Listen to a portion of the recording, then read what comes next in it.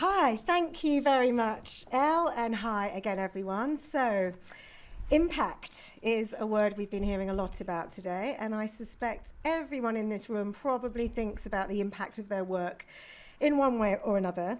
But there's probably lots of different definitions of the word impact. So we're going to specifically in this session be thinking about what impact means for TV entertainment commissioners. And in this, for this panel, we are talking entertainment. We are talking mainstream entertainment shows. And I'm absolutely thrilled to have two entertainment commissioners with me on the panel, Caroline O'Neill and David Smyth. So Caroline is an award-winning assistant commissioner for BBC Daytime and Early Peak. Now, she's got over 20 years of TV experience, spanning productions such as Joe and John Bishop, Life After Death, The Rap Game UK, Disability and Abortion, The Hardest Choice. Her current slate includes Escape to the Country, Richard Osman's House of Games, Garden Rescue, and Pointless. So brilliant shows that everyone knows. Caroline is a sign language user, and her BSL interpreter, Sharon Thind, will be providing voiceover. And next to me, I've got David Smyth, and David is ITV Entertainment Commissioner, responsible for shows such as The Assembly, which we've been talking more about in a bit, In for a Penny, and The Royal Variety Performance. He's also commissioned a series of documentaries such as Adam Lambert, Out Loud and Proud, and Will.i.am, The Black Print, and as well as John and Joe Bishop, Life After Death, when he worked with Caroline. So welcome to you both. A round of applause for our panel. Thank you. Right, so both of you are responsible for bringing shows with big mainstream appeals to our screens. And you also both work for public service broadcasters.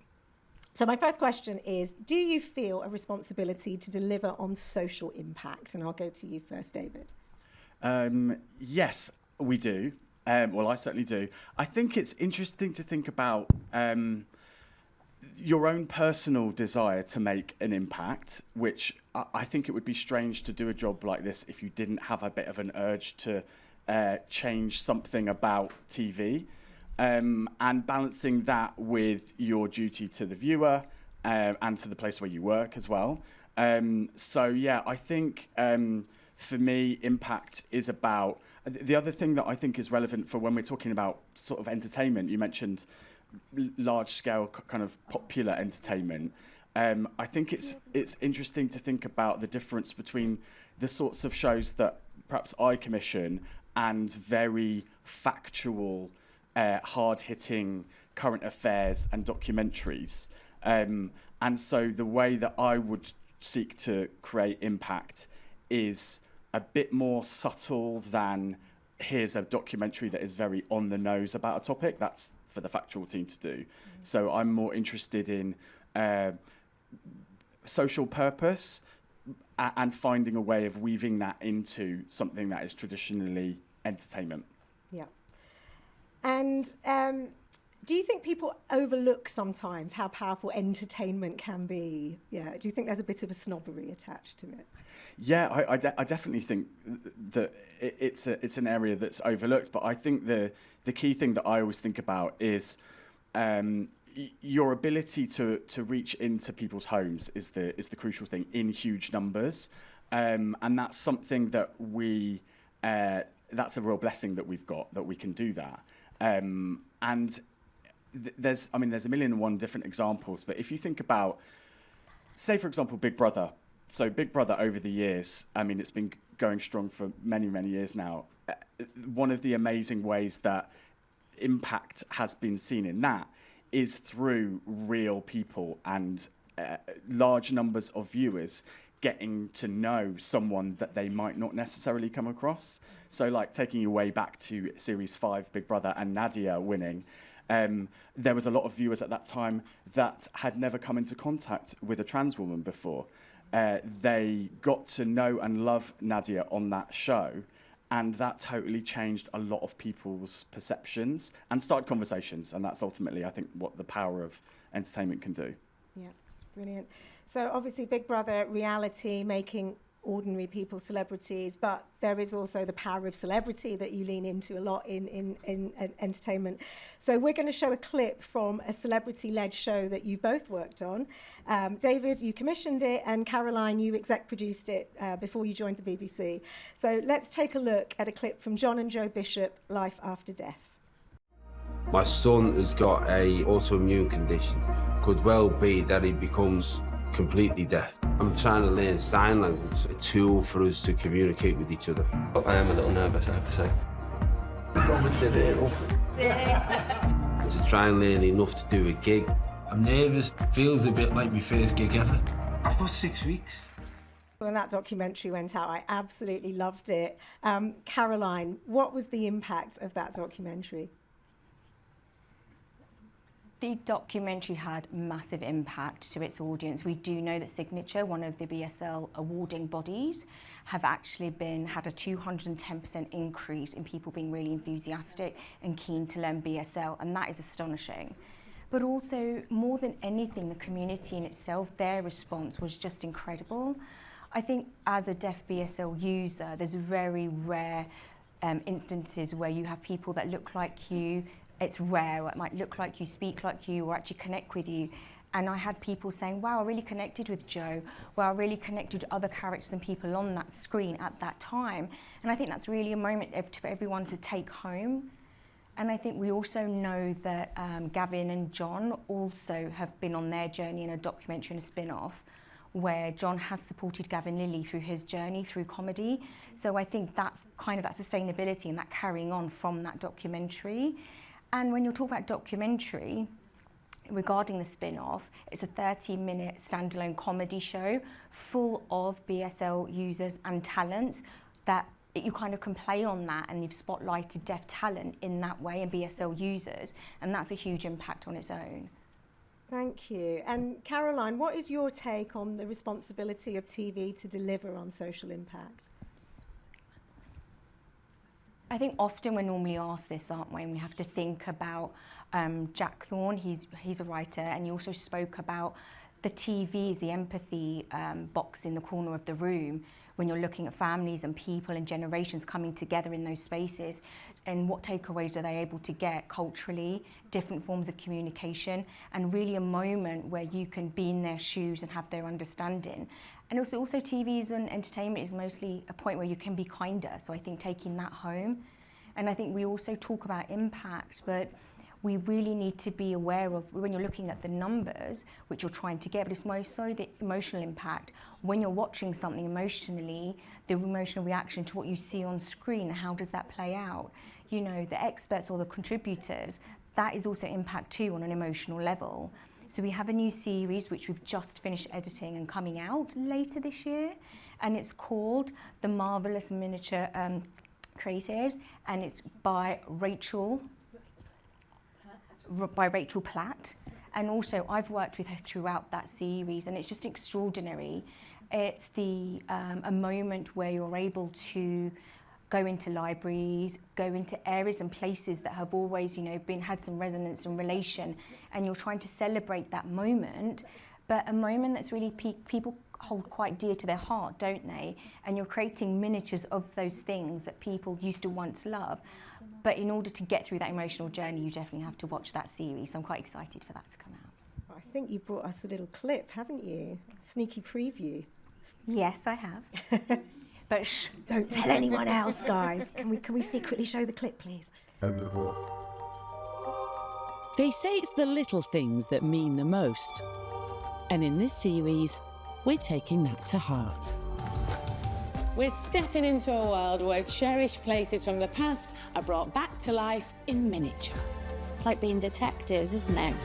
From family homes I've just missed it so much. to grand public buildings. This building was so magnificent. I found my identity there. Each tiny model tells a big story. It's a beautiful project because it's all about love. The craft and skill of our team of miniaturists Yeah, I'll make it happen. Perfect. shines through in every delicate detail. Oh, it's fabulous. Oh my goodness, I don't believe this. Gosh. That's beautiful. And while our models may be tiny, the memories they stir are immense. Welcome to the Marvellous Miniature Workshop.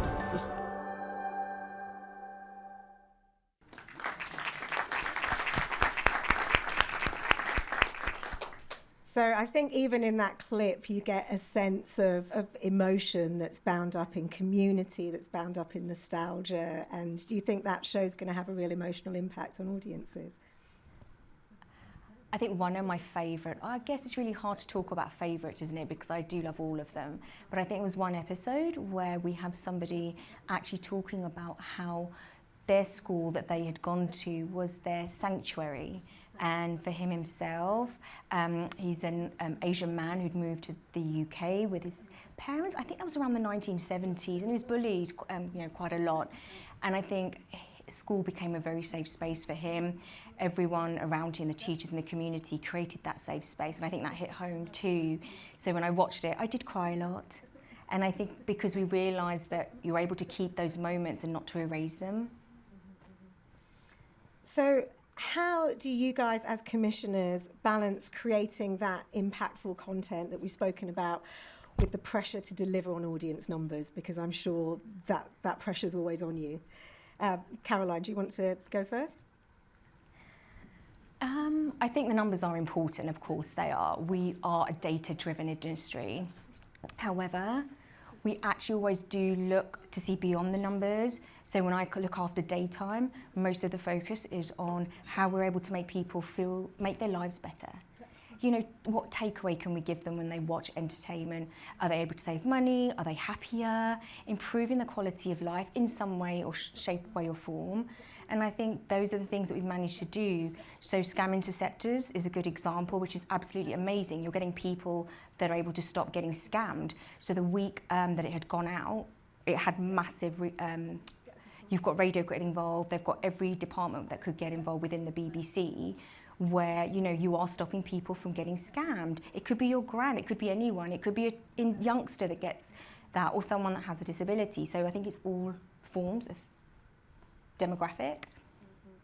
And I think we've spoken as well about shows that have a sustainability angle without obviously being about the environment. Do you want to just mention some of those? Yeah, we do have, I could give you examples, so Lost and Found in the Lake.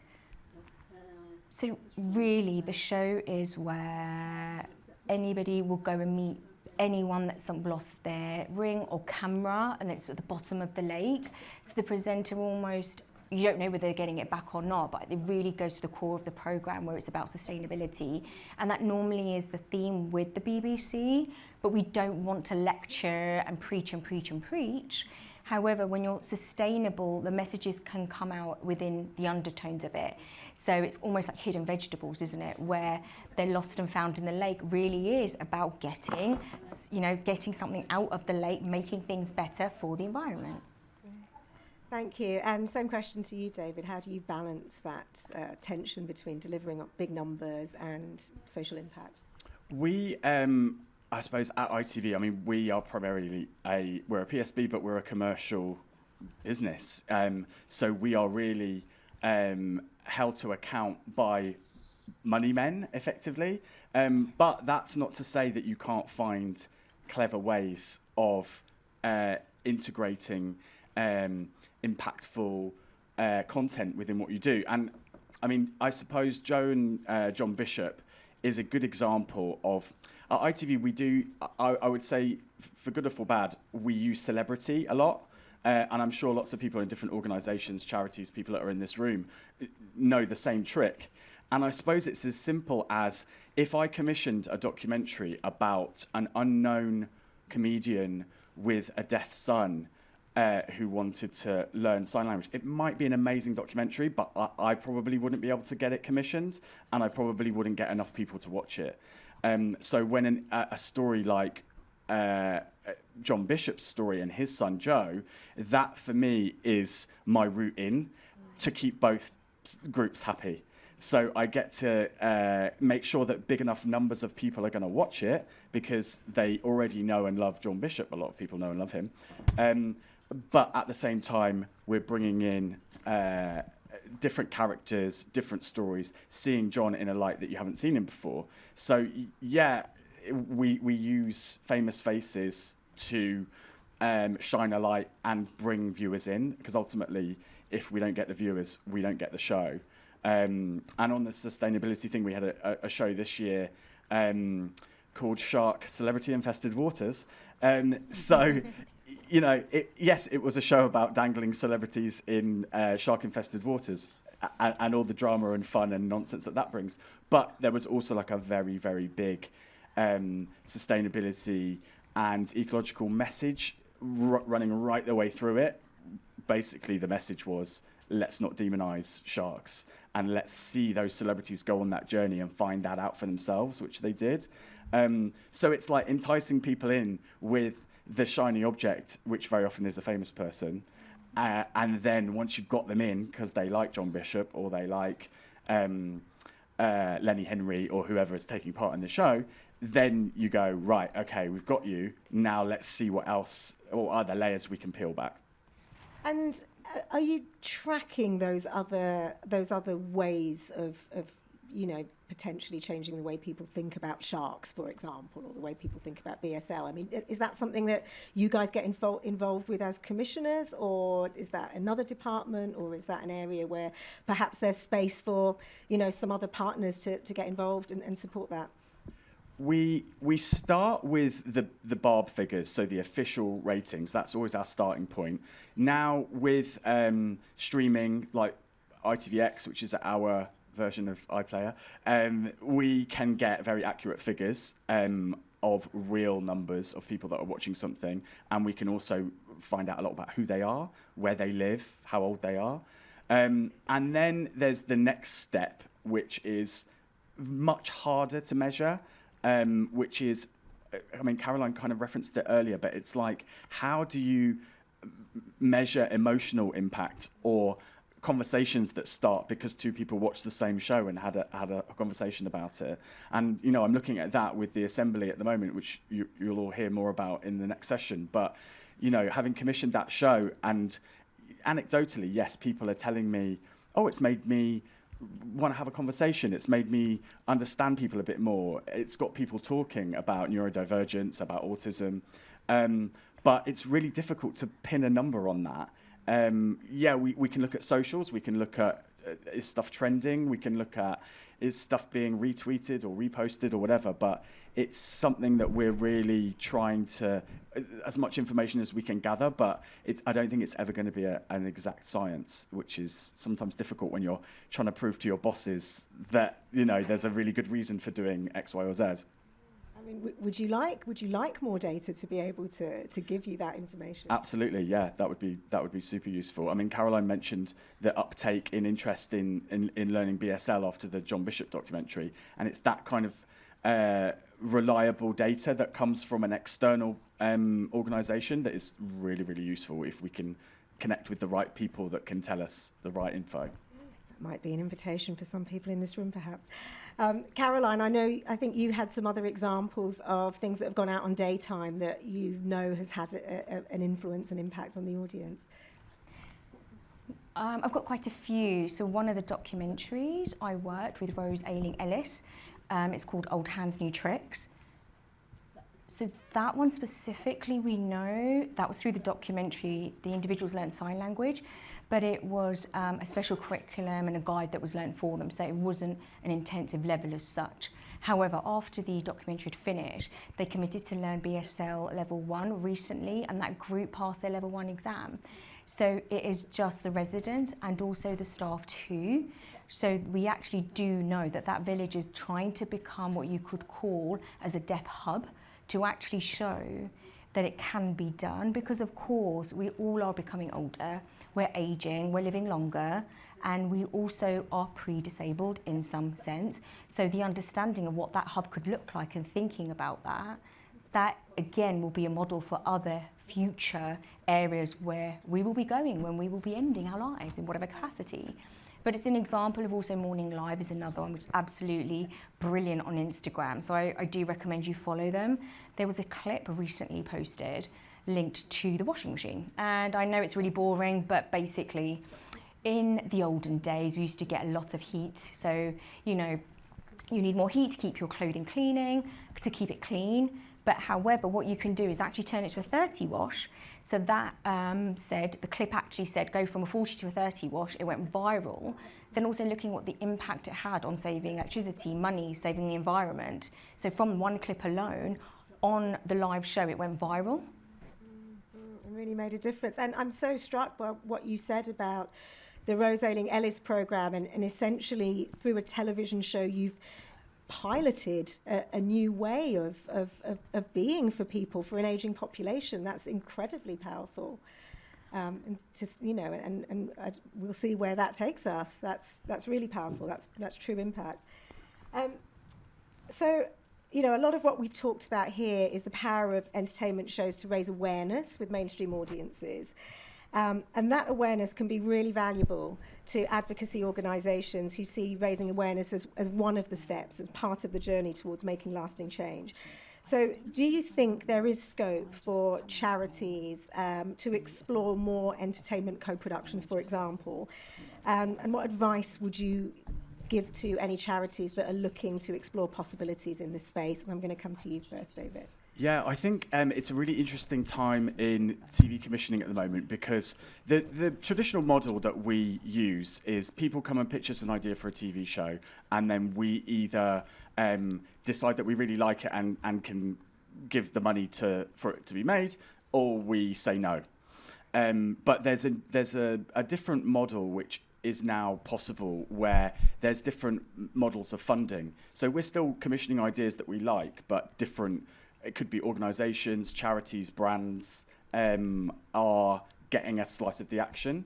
The secret, I think, is to make sure that the organisation or brand or charity is truly aligned with the content, and it's not a kind of a shoehorn, because that can sometimes get a bit eggy, which no one needs. But yeah, I think my advice would be, if you're from an organisation or a charity that wants to explore that world, try and find the production company that you guess or predict or get advice. You know, you can ask me if you want to.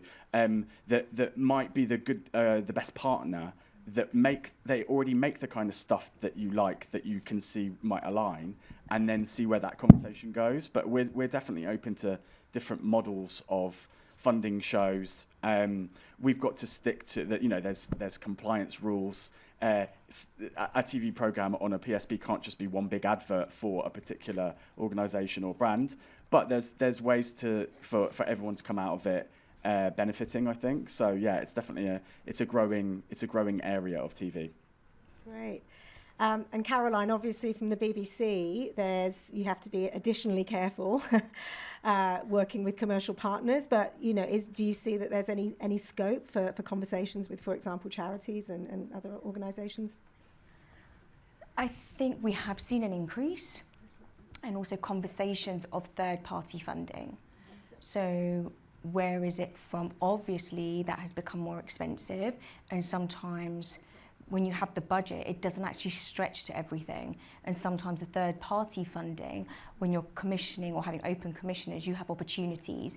So I think that there can be bigger and bolder, and you know, maybe some elements you can't afford. So it's an exciting way forward, but you are right, David, in having your due diligence that you have to kind of be mindful of.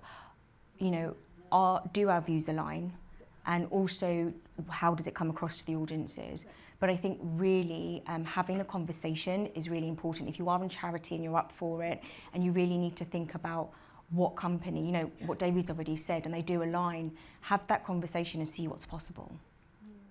I think authenticity's come out a lot during the course of today on all the different panels, and I guess that's what both of you are saying. If there's some sort of authentic connection with your charity and what you're trying to do, and what you see is the output of a particular production company, then you know that might be the way in to start having a chat.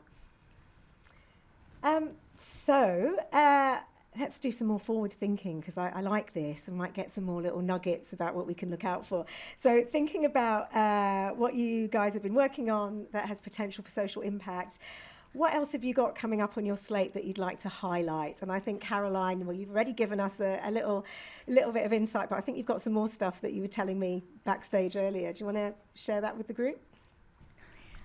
I do have one more thing coming out, but, you know, very proud of Daytime, commissioned by Muslim Alim, and it's called, and it was also with Natalie Cassidy, who is from EastEnders, and it's a programme series about caring and carers.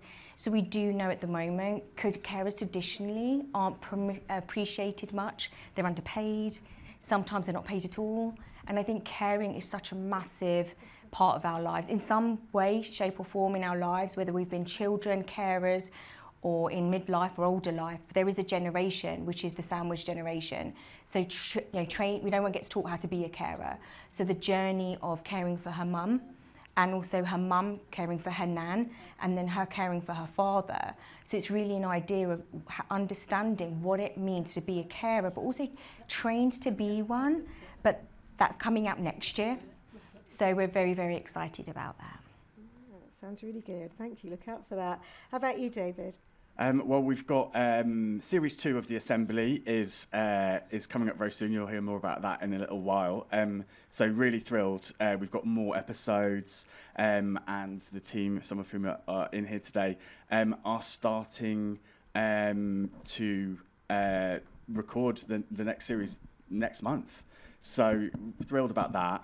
And then, yeah, we've got lots of interesting bits coming up. I always think conversation starters are the really interesting part of impact, especially when you're outside of the world of current affairs and hard-hitting documentaries. We've got a new show coming up called The Neighbourhood, which is hosted by Graham Norton. And on the surface of it, perhaps you might think, well, I don't know what the social impact would be of that. But I think it's going to be a very interesting social experiment, and it's going to be a really good conversation topic. It's going to explore neighbours, how we treat each other, how we interact with each other, the conversations that we have, and a little glimpse into how people's lives operate when put in strange circumstances, under pressure. So I think that's going to start some interesting conversations. So that's going to be coming in 2026. And yeah, there's always, you know, I mentioned before Big Brother. There's a series of Big Brother on at the moment, which has had all kinds of interesting conversations that have come from it. And that will continue next year as well. So yeah, I think anything for me, it's about conversation starters and types of people that perhaps you don't normally see suddenly being in front of millions of people and seeing what comes from that. So I'm excited about that. So, you know, even in this saturated age, we still think TV has the power to start conversations. I think so. I mean, I'm not really meant to mention the BBC, but Traitors is a really good example of that. I mean, the entire nation's talking about it. So, yeah, it absolutely still has the power to start conversations, for sure. Yeah. Great. Actually, I know, Caroline, you're a bit of a Traitors fan. We were talking about impactful shows that you wish you'd commissioned yourself. I know. I wish I had. And the viewing figures were astonishing, and it's really wonderful to have a conversation with my 9-year-old who, and then also talk to my mum about the Traitors too. So that is astonishing, that intergenerational, you know, saying you have to watch it to work, but my colleagues at work, so I do have to watch it for work too, but I would watch it. But my 9-year-old came and kind of had an argument saying, you know, you can't watch this with me, I have to watch it. But I think it is interesting, you know, talking about this fragmented landscape, and actually these shows, these certain shows that can bring these conversations together across generations with strangers in the street, you know, actually where we are now, that there is there's an impact in that resonates now in a different way than it would have 20 years ago when we were used to that. So yeah, I mean, I'm a massive Traitors fan as well. Can't believe we have to wait for another week. David, have you got a show that you wish you'd commissioned? It's another BBC show. I really wish. I'm not trying to get a job, by the way, Caroline, just so you know.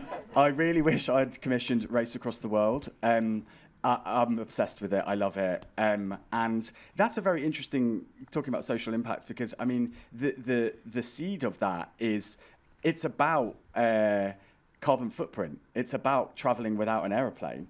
Most people that watch it maybe aren't zeroed in on that because they're getting so much from like the amazing sights to be seen and the relationships you see between these pairs and the excitement of the race itself. But ultimately, it's about can you travel differently? Do you have to jump on a plane? How can you travel responsibly? Can you explore culture and not just sit on a beach in Benidorm or Dubai? You know, that's social impact right there in a massive, massive show that people talk about all the time. So yeah, I wish I'd commissioned that. I didn't, unfortunately. But we all enjoy it, and what you've got at the neighbourhood show that you've got coming out next year sounds brilliant. So really looking forward to that. We're out of time here. Before I say goodbye to my panel, I just wanted to give a nod to Caroline's amazing leggings, which for those of you, if you can't see, they have got scary monster faces on them. So we have Halloween themed outfit here. But it's been an absolute delight talking to you guys. I'm a big fan of entertainment, pure unabashed entertainment. So it's been my pleasure to talk to you. Thank you so much.